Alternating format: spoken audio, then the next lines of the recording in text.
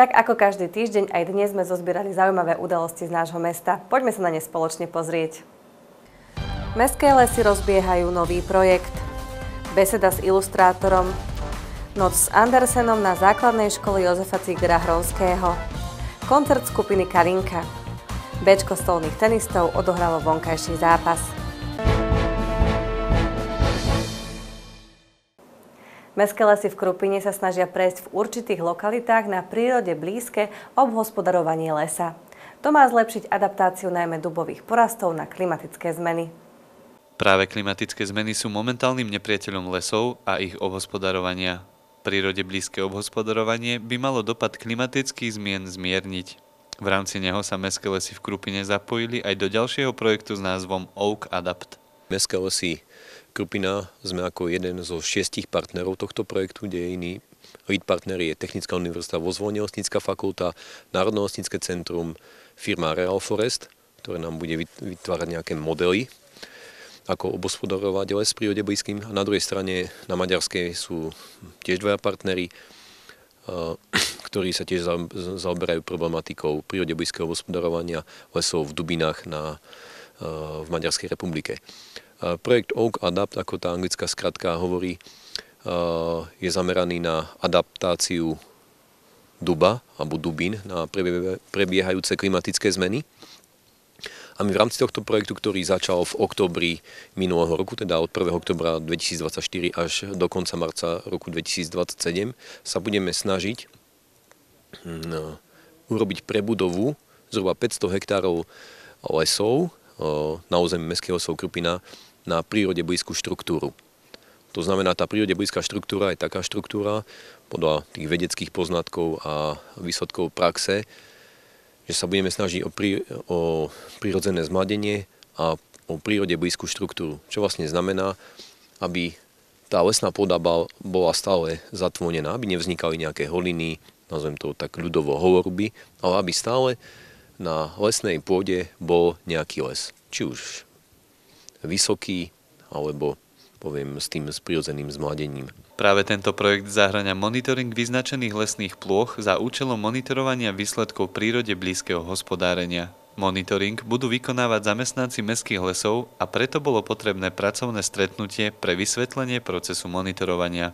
Tak dnešné stretnutie je prioritne zamerané na nejaké doladenie metodických aspektov ďalších činností, ktoré sa budú v týchto lesoch krupinských vykonávať. Hlavne teda ide o meranie charakteristík lesných porastov za účelom teda prechodu na prírode blízke hospodárenie, keďže tie súčasné dáta, ktoré o tých lesoch máme, nám neposkytujú dostatok informácií o biodiverzite, o kvalite lesov a stromov a takisto ani o nejakej adaptačnej schopnosti týchto lesov, takže potrebujeme v podstate domerať určité aspekty. Čo je cieľom toho monitorovania, ktoré sú tie základné veličiny, ktoré chcete vlastne zisťovať z týchto meraní?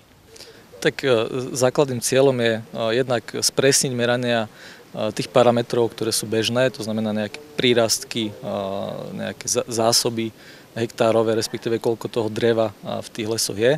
Ale čo je taká nadstavba a čo je v podstate extra, tak to sú ukazovatele biodiverzity týchto lesných ekosystémov, takisto nejaké kvalitatívne parametre z hľadiska ekonomiky a celé ďalšie spektrum informácií, ktoré nie sú dostupné z tých bežných zdrojov.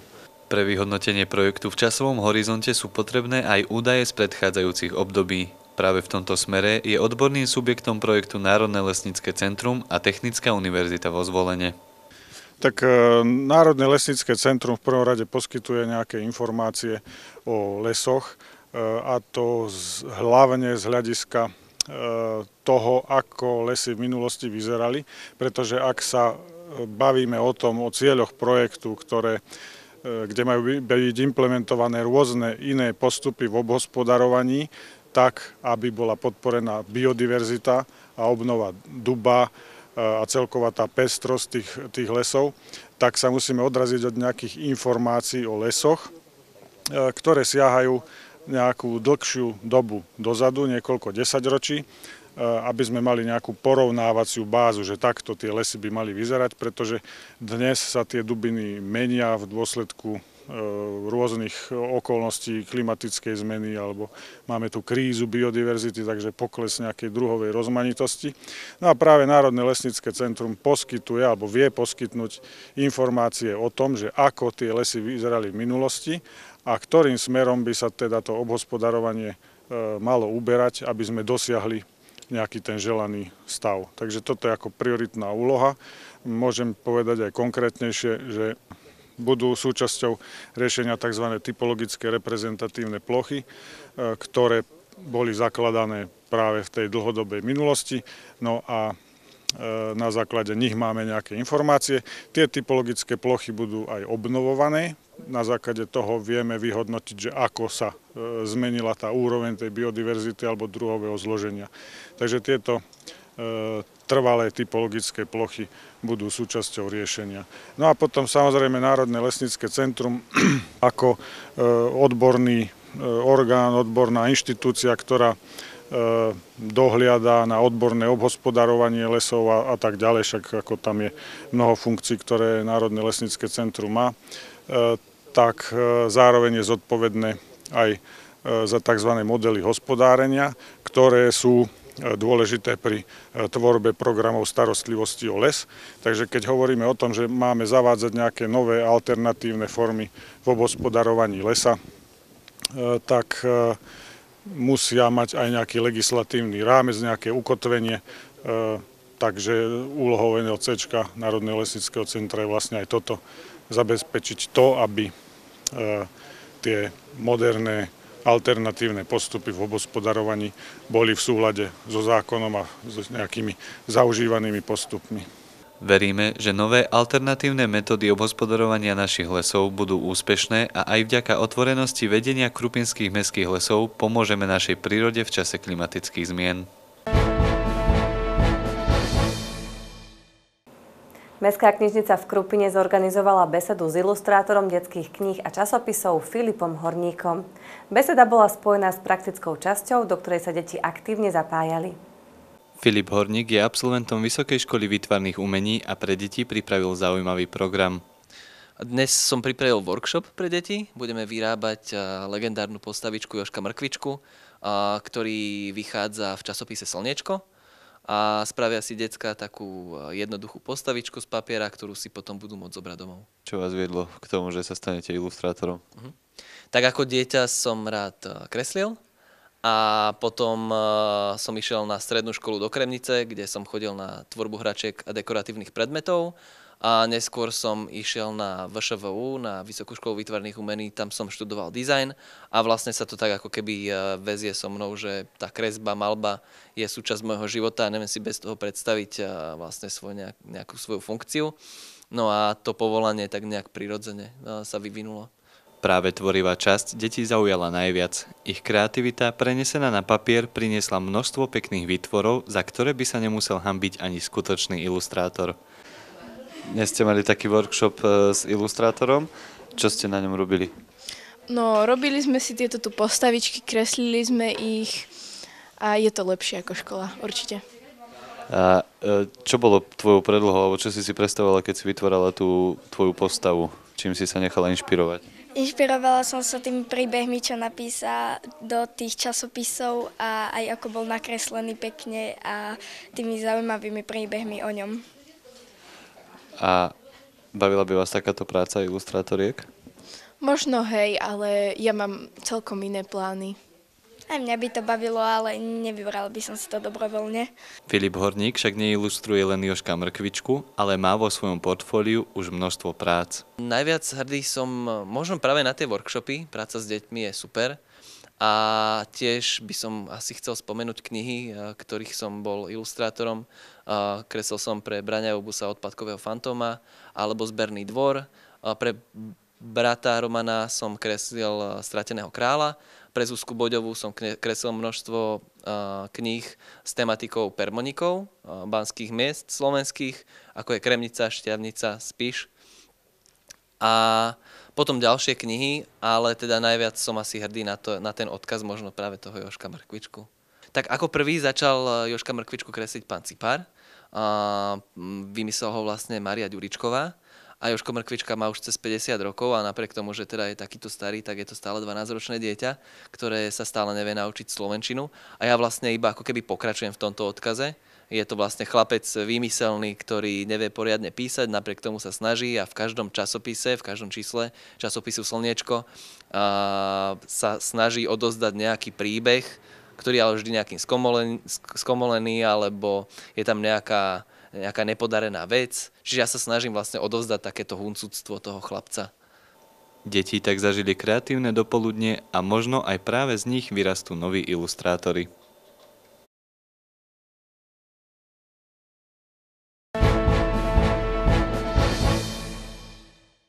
Noc s Andersenom je tradičné podujatie, počas ktorého žiaci základných a materských škôl strávia celú noc v ich školách.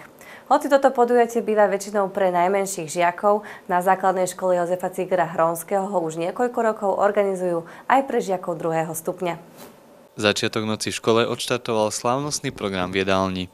Žiaci boli rozdelení do skupín, ktorých názvy veľmi pripomínali práve názvy fakult zo známeho filmu Harry Potter. Účastníci tohto programu vôbec netušili, čo ich čaká. Sadol si ku stolu, kde je napis, že lenivot. Vieš prečo lenivot? Lebo som lenivý, až príliš. A vieš, čo vás čaká? Nie, nemám potuchy. Nie, neviem vôbec. A čo znamenajú tieto nálepky, čo máte na stoloch? Že stresomil, alebo lenivot? Ja nič neviem ani o Harry Potterovi, takže ja budem len sa pridávať. No, asi niečo spojené s Harry Potterom. A máš možno nejaké tušenie, že čo presne by to mohlo byť? No, možno nejaké tímové súťaže. Na úvod žiakov privítal riaditeľ školy Julius Gálik, ktorý potom odozdal žezlo novému riaditeľovi. Pedagógovia sa prezliekli do charakteristických postav zo slávneho filmu. Ich kreativitu ocenili aj žiaci, ktorí sa na predstavení pedagógov veľmi zabávali.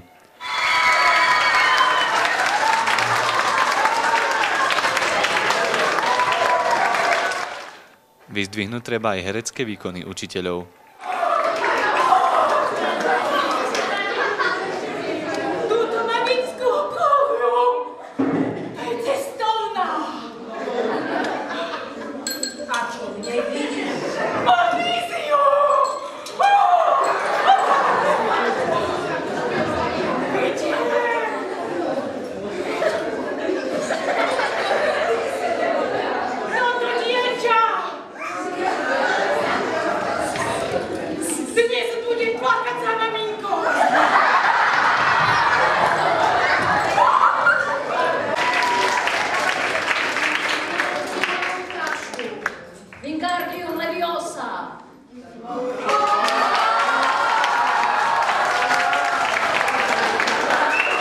Po predstavení učiteľského zboru prišiel na rad známy klobúk, ktorý roztriedil nových žiakov 2. stupňa, teda piatakov, do ich nových fakult. Toto bude boleť hlavu.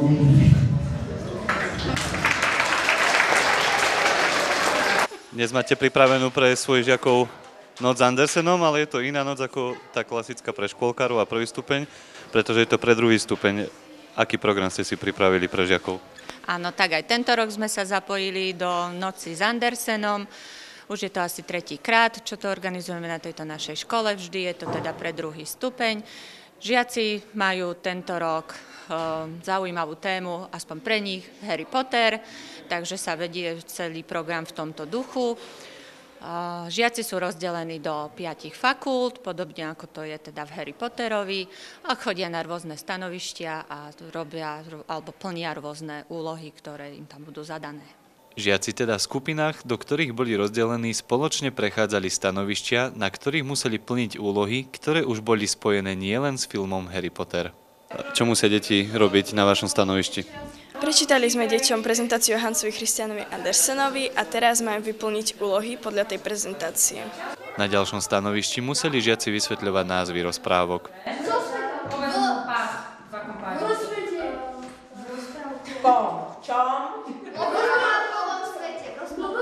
Rozdelenie žiakov do skupín malo aj spoznávací charakter, keďže nie všetci žiaci na škole sa poznajú. Musel som typovať rozprávky a mali sme robiť pucle a tajničku. Celko nám to išlo, ale a to je všetko. A kto vedel najviac z vašej skupiny? Ja neviem, jak sa volá, je to blondína, je vysoká. A ty si vedel niečo, alebo si mal... Alebo... Niečo som vedel, niečo som z toho vedel. V telocvični čakal žiakov prekážkový beh, ako inak s metlou.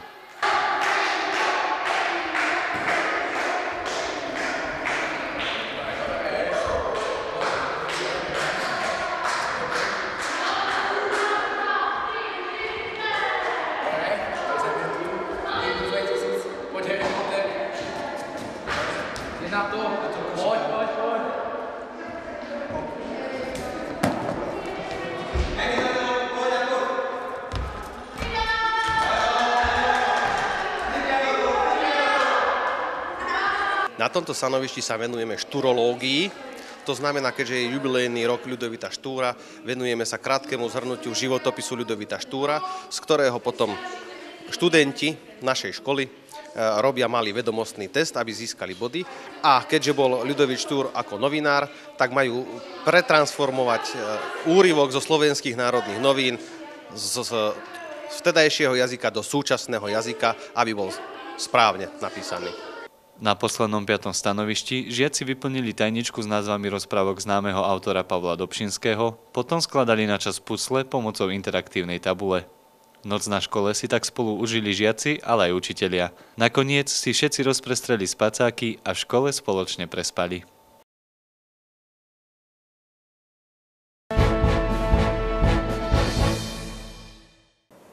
Kalinka je hudobné zoskupenie čerpajúce z ruskej kultúry, ale rovnako aj z kultúr slovanských národov, či už je to Srbsko, Slovensko, Bielorusko alebo Ukrajina. Prečo práve Kalinka? Okrem toho, že Kalinka je názov ikonickej ruskej piesne, aj práve v obci Kalinka na Slovensku vzniklo toto zoskupenie. Співаємо русські піснічки, знаємо піснічки, що са учили в школі. Так я си мислим, то буде такий при них вельми добрий зажиток, що се тикають тих ще спомінок зо школи. Na úvod divákov organizátori vítali tradične chlebom, soľou a pálenkou. Potom sa už diváci usadili a koncert mohol začať.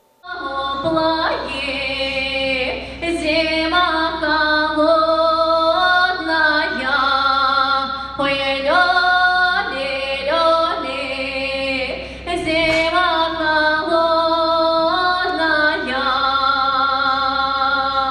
на роде поле жито густое,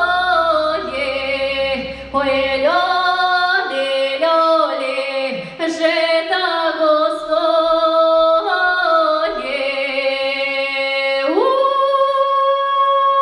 Ako vzniká váš repertoár? Odkiaľ čerpáte tie piesne? Ну, репертуар черпаємо, в посаді, з козацьких піснічок, чи ж сом з Донського краю, з Ростова-на-Доні. Так, черпаємо козацькі піснічки, популярні піснічки, а що, власне, мусимо як приспособуватися в посаді людям ту, вичину співаємо такі піснічки, що познаю, Цыгане шумною толпою по Бессарабии идут. Всегда с гитарой под рукою, всегда играют и поют. И льется песня свободно, звонко, и вдаль уносит лихой напев. Цыган играет, поет цыганка, и вторят им всем добром припев. Хлоп-хлоп-хлоп, нари-нари-нари-нари-на. A aké piesne ste zvolili pre Krupinčanov, teda okrem tých vašich, by som povedal takých tradičných, tak aké tie nejaké populárne ste zvolili tu v Krupine? Ну, популярні піснічки то є, наприклад, Калинка, Подмосковні вечора, Сонячний круг, то є вельми облюбена піснічка, вечором люди співають сполу з нами, так, а так далі. И вдаль уносит лихой напев, цыган играет, поет цыганка, и вторят им всем добром припев. Хлоп-хлоп-хлоп, нари-нари.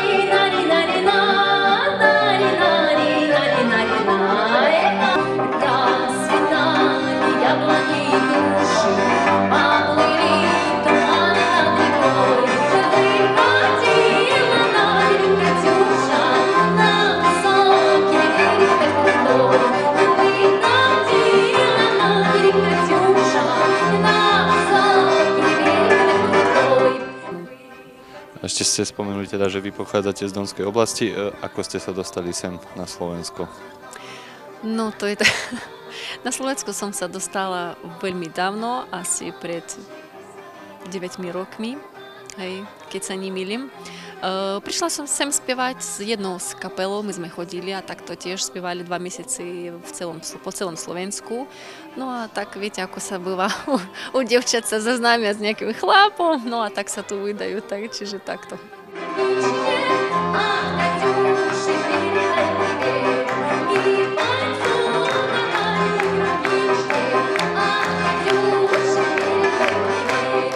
V druhej polovici koncertu sa ku skupine Kalinka pridali aj členovia skupiny Dríst. My sa poznáme rokuce, pretože ja som zamestnanec kultúry odjak živa. A ešte kedysi, keď mali európske turné ako súbor Voľný Don, tak sme sa spoznali. No a babi sa tu nejakým spôsobom privídali, zostali tu, tak treba v tom pokračovať. Čo vy vnášate do tohto hudobného zoskupenia, aký typ piesni? My hráme také pásmo tých našich klasických slovenských ľudových a potom máme s Aľonkou nejaké spoločné, kde ona spieva po slovensky. Ich spoločné prezentovanie tradičných slovenských piesní sa divákom páčilo.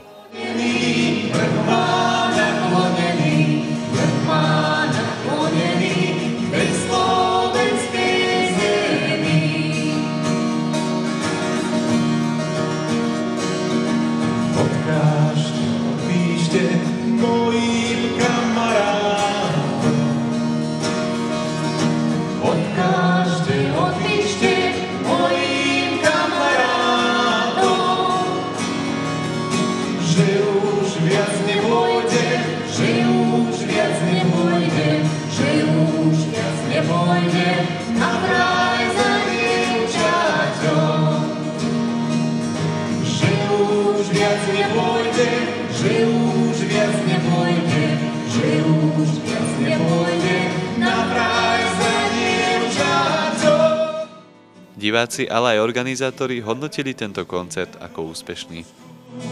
Ja som Slovák, ty si Ruska, podaj rúčku. Rúčku ti podávam, tebe verná zostávam, duša moja. Rúčku ti podávam, tebe verná zostávam, duša moja.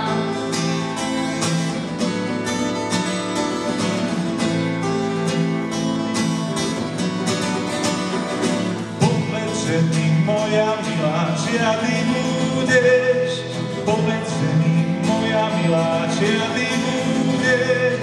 Už som povedala, že ja budem len tvoja, duša moja. Už som povedala, že ja budem len tvoja, duša moja.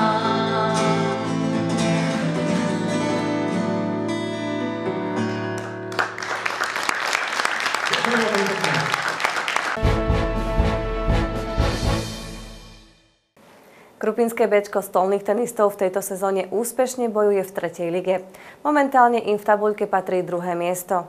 Ak sa Krupinčania udržia medzi najlepšou trojicou 3. ligy, bude to pre nich znamenať postup a v budúcej sezóne zabojujú v 2. lige.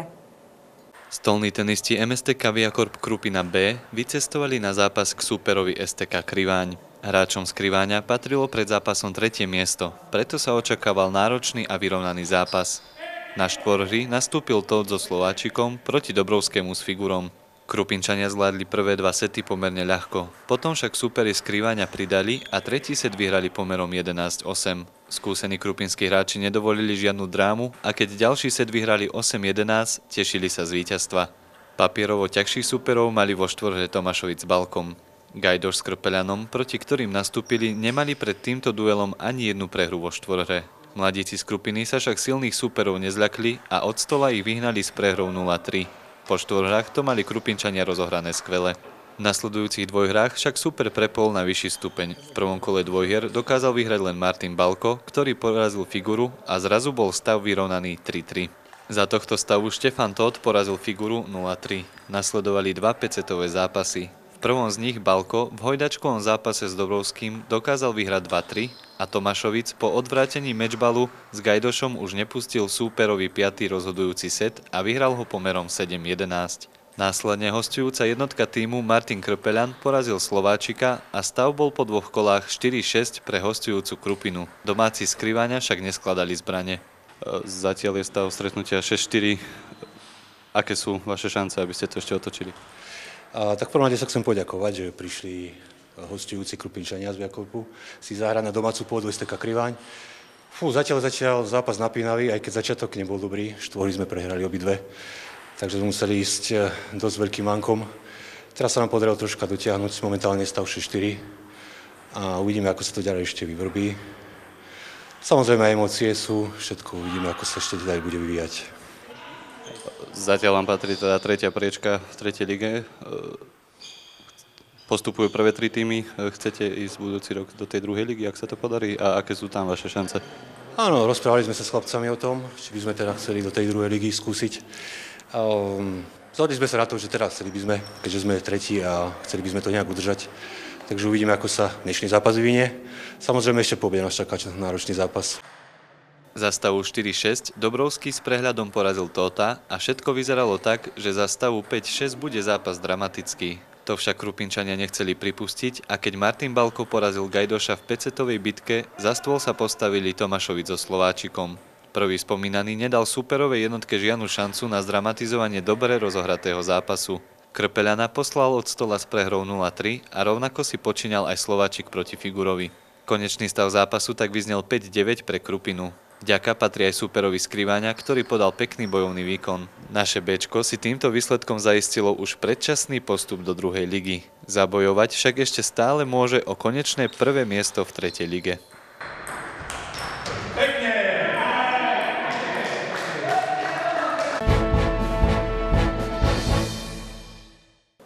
A na záver tu máme ešte videopozvánku na besedu, ktorá sa uskutoční v kine Kultúra.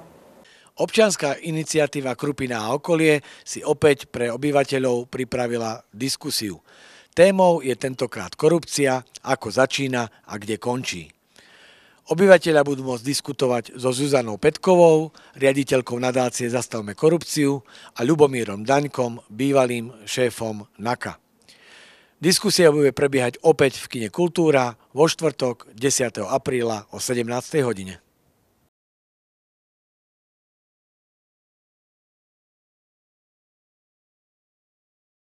Odo mňa je to všetko. Ďakujem vám za pozornosť. Želám vám pekný deň. Dovidenia.